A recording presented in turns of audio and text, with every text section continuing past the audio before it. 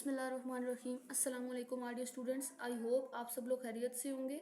आज हम लोग एक्सरसाइज 2.2 को कंप्लीट करेंगे। इसके 3 पार्ट हम लोगों ने प्रीवियस वीडियो में कंप्लीट किए थे, तो इसका पार्ट 4 है हमारे पास। Which term of the arithmetic sequence 147 is 91। मतलब कि सीक्वेंस हमें बताया गया है 147 और एक टर्म बताई गई है 91। हम लोगों ने ये बताना है कि कौन से नंबर पर आएगी। तो हमें बार बार हमने फार्मूला पहले ही पढ़ा था, वही यूज़ कर रहे हैं। A n equal to A1 plus n-1 d। इस फार्मूले को आपने रट लेना है जब भी अरिथमेटिक सीक्वेंस के क्वेश्चन आए।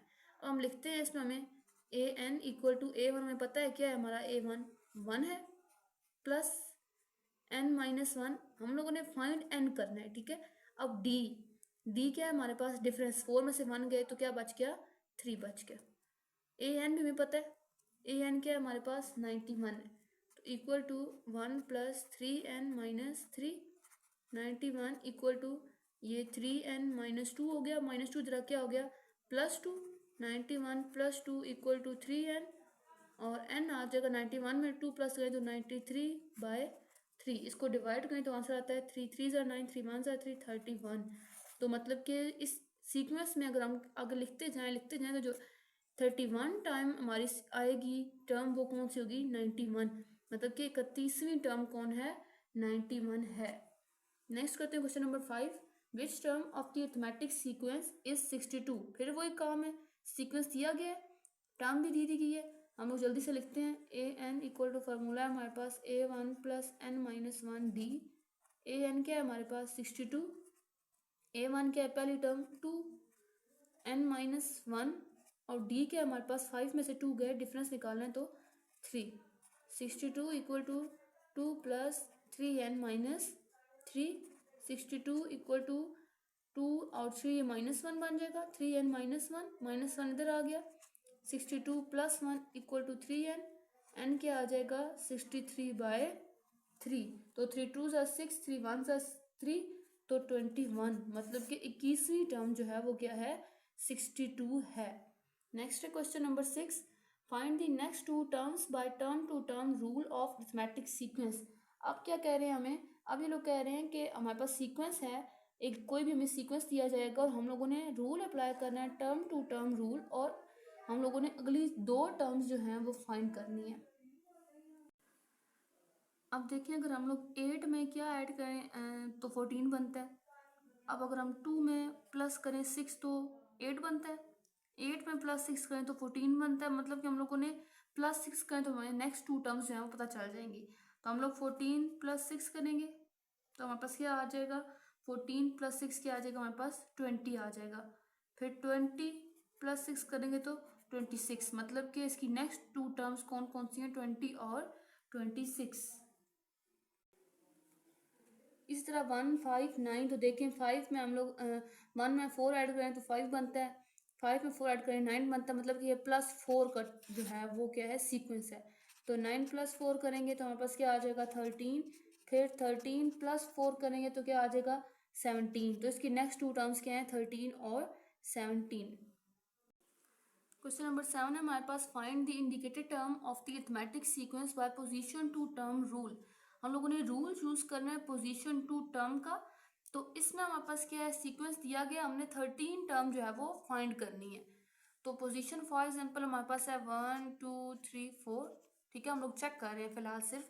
तो हम लोग 6 का टेबल, 6 1 ज़ा 6, 6 2 ज़ा 12, 6 3 ज़ा 18, 6 4 ज़ा 24। अब इसमें क्या होता है कि जो भी चीज़ है, जो भी हमारे पास डिफरेंस है 6 है ना, तो 6 को हम लोगों ने पोजीशन से मल्टीप्लाई करके लिख लिया।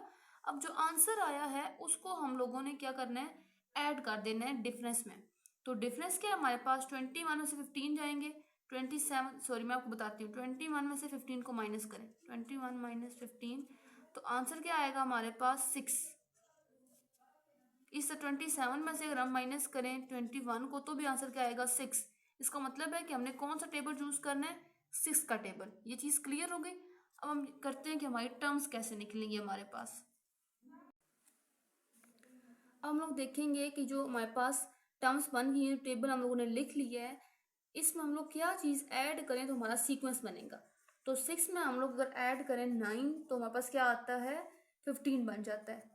इसी तरह अगर हम लोग 12 में ऐड करें 9 तो क्या बन जाता है 21, मतलब कि 9 को ऐड करने से हमारा सीक्वेंस बन रहा है। इसी तरह अगर हम लोग 18 में ऐड करें 9 को तो क्या बनता है 27, और 24 में अगर हम लोग 9 को ऐड करें तो क्या बनता है 33। मतलब कि जो भी चीज़ है, जो भी टर्म का पोजीशन है, उसको मल्टीप्लाई करें 6 से और फिर ऐड करें 9 को, तो हम लोग देखते हैं कि हमारे पास पोजीशन क्या है 13 है। पोजीशन क्या है हमारे पास 13। टेबल किसका करना है 6 का, 13 मल्टीप्लाई 6 करेंगे क्या आ जाएगा 78। और जो आंसर आएगा यहाँ पे हमारे पास, उसमें हम लोगों ने ऐड करना होता है 9 को। तो 78 में 9 ऐड करें तो हमारे पास क्या आता है आंसर 87। मतलब कि 13 टर्म क्या है हमारे पास 87। ये होता है हमारे पास पोजीशन टू टर्म रूल। अब क्वेश्चन इसका 2 है हमारे पास, 2, 9, 16, 23।